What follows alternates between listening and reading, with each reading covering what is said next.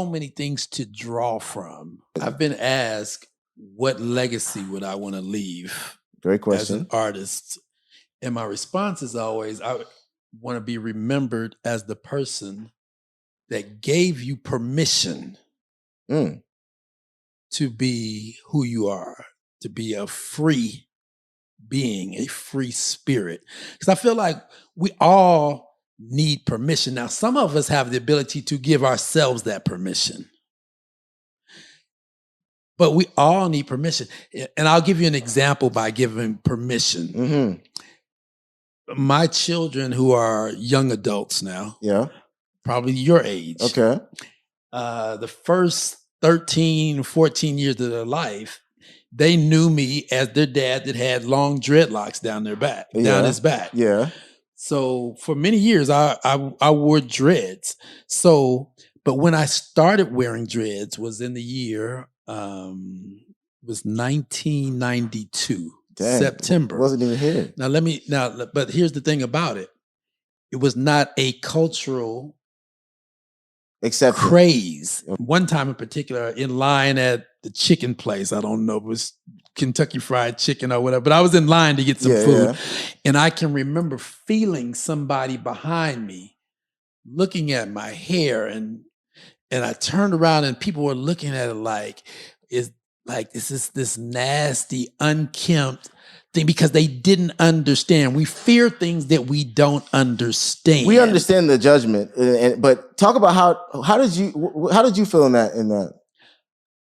I felt that this person is ignorant, but I'm free, and because you aren't, it has no effect over my freedom. That's a superpower. That's my superpower. That's a superpower.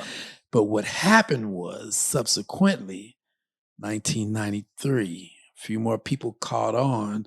By 94, 95, it was starting to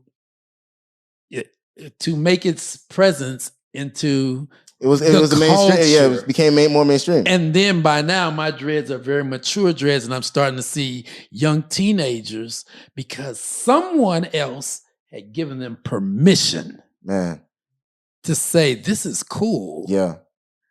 If you notice, I have something that I've done for a few years now. I'm very comfortable. Some people look at it and they make a judge. Is he gay? Is he this? Is he that? Think what you will. This is my expression, and I'm comfortable in it. Doesn't matter what you think. Man. But I have given myself permission that it's cool with me.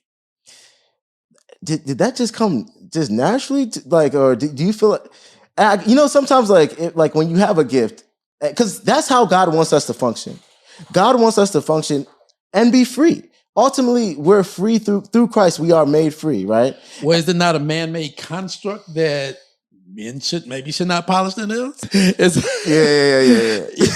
only nail polish. 100%.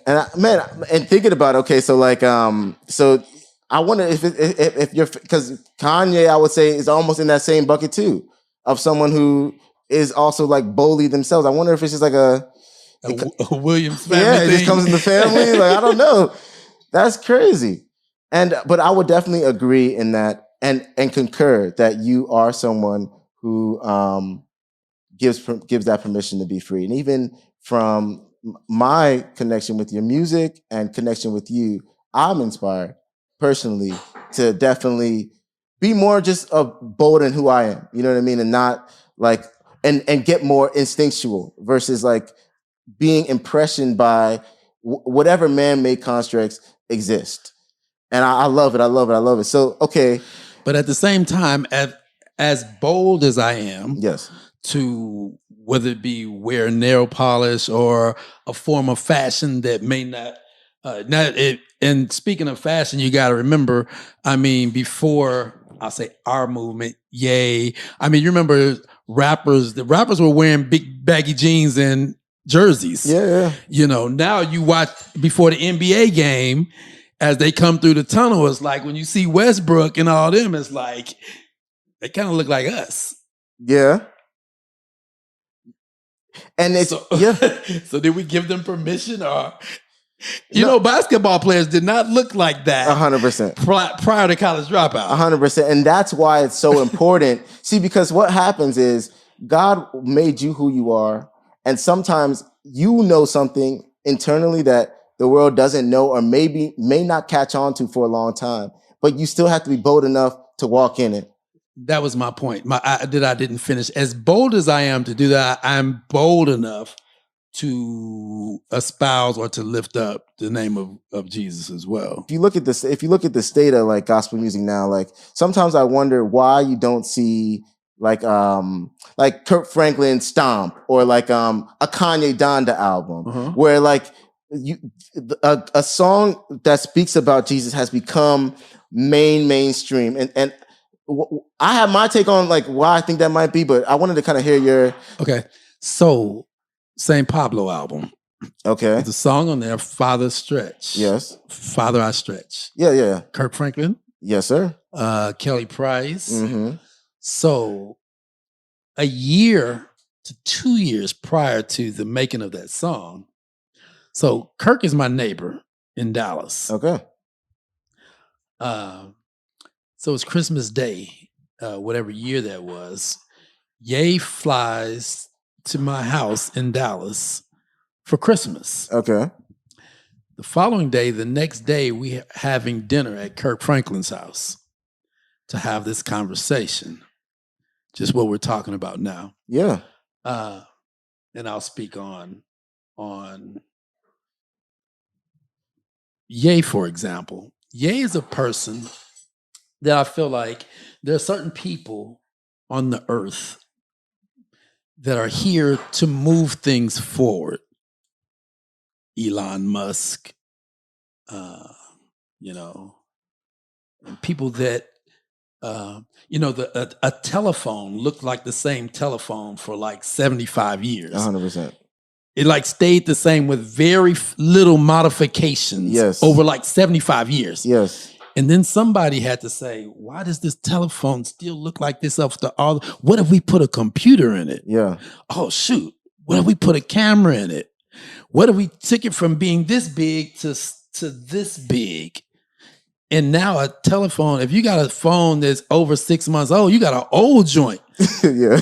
You know what I'm saying? Yeah. But back in a not too far distant past. Yes.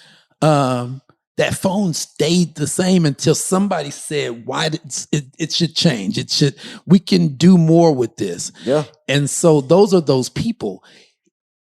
His gift is he sees aesthetics or beauty. You know, why does this couch still look like this? Why does the couch still look the same? Why does it not look like this? Yeah. You know? And so you see that in his artistry, him pushing the envelope. And so he was the kid that used to sit in church and say, they've been having these stained glass windows since, and how long they've been having these wooden benches? Like, why does church still look like this? Yeah. And he was the kid that said church shouldn't look like that. It should be in a circle. It should have this kind of lighting. And that's what Sunday service was all about. Yeah. Was church should not look like this traditional church as it has for 1,000 years. Yeah. It should not. Why can't it be outside in a garden? Why is it, you know, us facing the preacher instead of, why is it not in a circle? And so the conversation with Kirk was, Kirk, gospel music is whack. Gospel music had stayed the same. It was no different until Stomp from 1973, Walter Hawkins. Why is that though? Because tradition. Because somebody said that if you wear a red dress to church, that's the devil. Yeah. It's tradition. It's religion. Women can't wear red lipstick. Why did they say that? I wonder if more artists who felt free, we'd see more growth within the like Christian music space. I wonder if more artists had your superpower. If you'd see more growth. Because who knows? Because there's artists who make secular songs who probably would be more inspired if they didn't feel the pressure of what comes along with making that type of music, who may contribute to a Christian song that aren't contributing